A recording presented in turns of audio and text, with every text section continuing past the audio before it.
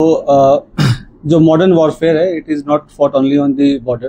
तो एक नया जो मॉडर्न ऑपरेंडी जो एमओ हमें पता चला है कि जो पीआईओज हैं वो कुछ सोशल मीडिया इन्फ्लुएंसर्स को रिक्रूट करने की कोशिश कर रहे हैं, और जहाँ पे वो अपने सॉफ्ट पेडलिंग और सॉफ्ट पावर पुश के थ्रू अपने नैरेटिव चलाने की कोशिश कर रहे हैं। तो उसी क्रम में ये हमें सेंट्रल एजेंसी से इनपुट मिला था, उस पर हमने काम किया। तो ज्योति मल्होत्रा जो कि रेजिडेंट है हिसार की, उसको हमने अरेस्ट किया। तो she was in touch with PIOs and she had also visited Pakistan multiple times, और she has also visited China once, और उसे हमने परसों अरेस्ट किया है और उसकी हमने अभी 5 दिन की पुलिस रिमांड पे लिया। तो उसमें जैसे उसकी पूछताछ चल रही है, जो इन्वेस्टिगेशन है वो चल रहा है अभी, और जो उसके फाइनेंशियल ट्रांजैक्शन है उसको हम एनालाइज कर रहे हैं। जो भी उनके ट्रैवल डिटेल्स हैं, कहाँ कहाँ गए हैं, किस किस से मिले हैं, वो सब एनालाइज कर रहे हैं। We are in touch with central agencies, और उनके कोऑर्डिनेशन के साथ हम इसको काफ़ी गंभीरता से इसकी हम अनुसंधान कर रहे हैं। Sir conflict she was in touch with the PIOs, ठीक है। तो जो पर्सनल नॉन ग्रेटा जिसको डिक्लेयर कर दिया गया, ड्यूरिंग द कॉन्फ्लिक्ट वो she was in touch, but she did not have any direct access as such with any very important direct access नहीं था उसके पास किसी मिलिट्री या डिफेंस के इन्फॉर्मेशन को लेकर, जो हम इस स्टेज पे कहीं कि उसने उसको दिया है। But definitely she was in touch with पीआईओज, और यहाँ के जो कुछ और भी जो अभी उसके हमने लैपटॉप और मोबाइल जो है वो हम उसको अभी सीज करने की कोशिश कर रहे हैं कहाँ पे है। वंस वी सीज इट और उसका हम फोरेंसिक एनालिसिस करेंगे तो उससे भी काफ़ी सारी चीज़ें क्लियर होंगी कि क्या क्या इन्फॉर्मेशन उन्होंने एक्सचेंज किया है। एक्सपर्ट्स हैं जो भी इन्वेस्टिगेशन के, ऑल ऑफ मल्टीपल टीम्स लगे हुए हैं। फिर एनालाइजिंग एवरीथिंग, जो भी उनके फाइनेंशियल ट्रांजेक्शंस हैं, ट्रैवल डिटेल्स हैं, और क्योंकि जो उसके ट्रैवल डिटेल्स है दैट डिफाइज उसके जो नॉन सोर्स ऑफ इनकम है उससे ज़्यादा है, तो वो कहाँ से उसके फंडिंग हो रही है नहीं। She was basically travel blogger, जो फ्रंट में जो है वो ट्रैवल ब्लॉगिंग कर रही थी, घूमती थी, और वो होता क्या है जैसे यंग लोग हैं उनको पता नहीं होता कि क्या सही है क्या गलत है, तो शेयर्स, व्यूज़ और लाइक्स और उसके फॉलोअर्स के चक्कर में they follow into such trap, और उनको ये नहीं पता होता कि उसकी नेशनल इंटरनेशनल क्या रेमिफिकेशन है।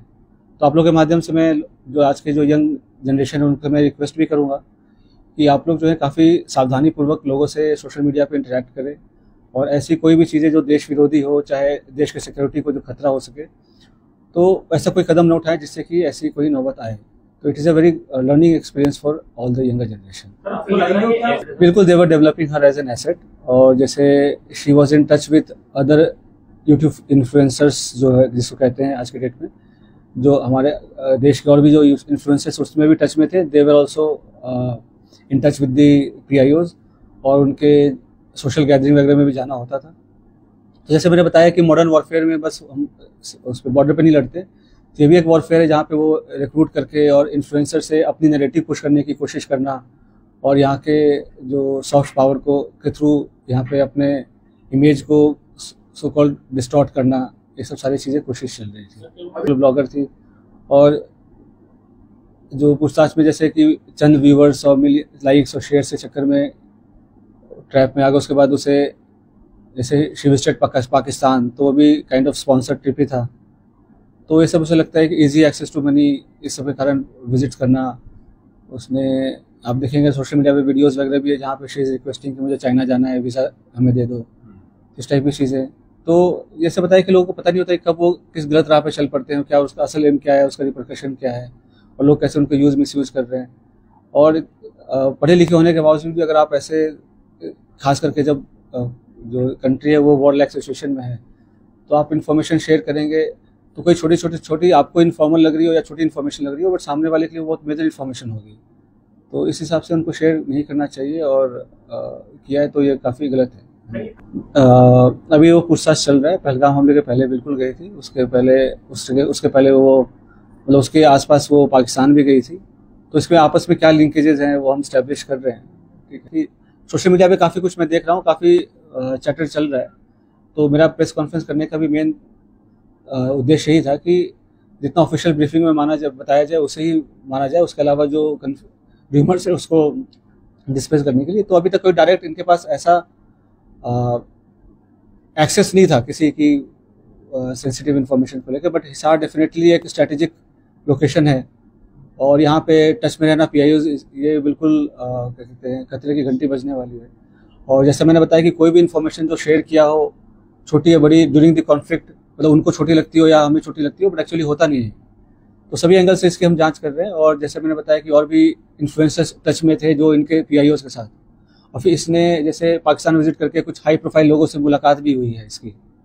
तो क्यों मुलाकात हुई, क्या इन्फॉर्मेशन शेयर किया, वो सारी चीज़ें पूछताछ चल रही है। मतलब ऑल्दो ये अरेस्ट तो अभी 2 दिन पहले हुई है, बट ये इंटेलिजेंस एजेंसीज के रडार पे काफ़ी दिन से थी। तो इसके जो भी इसके जो ट्रैवल्स हैं वो सबसे सारी चीज़ें मॉनिटर हो रही थी, तो उससे तभी ये अरेस्ट हुआ है। तो सारी चीज़ें अब इन्वेस्टिगेशन हम करेंगे, उसका क्या इंडिविजुअल रोल रहा है किसमें, और कौन सा कंट्री क्यों विजिट किए, तो सारी चीज़ें हमें पता चल जाएंगी।